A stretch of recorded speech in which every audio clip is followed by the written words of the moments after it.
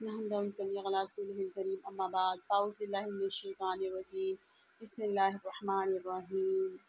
حضرت امام حسین اپنے 72 ساتھیوں کے ساتھ کربلا میں 10 محرم کو شہید ہو گئے۔ ان کے جیسے خاکی لاشیں اسی طرح پہ گور و کفن پڑے رہے۔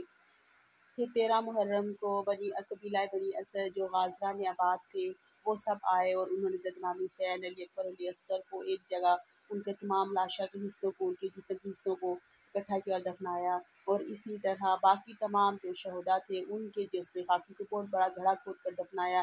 اسے گنج شہیداں کہا جاتا ہے۔ اسی طرح جو قبیلہ بنی اسد انہوں نے حضرت عباس رضی اللہ تعالیٰ عنہ کو نہر فرات کے پاس انہیں دفن کیا، اور اسی طرح یہ آمنے سامنے ہیں جو مزار امام حسین علیہ السلام ہے وہ اور حضرت سیدنا عباس علیہ السلام کا مزار نہر فرات کے آمنے سامنے دونوں مزار موجود ہیں۔ اللہ صلی